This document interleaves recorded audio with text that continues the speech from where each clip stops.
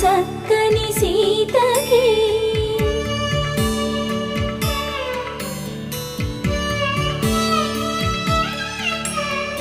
ఎర్ర జాబిలి చేయి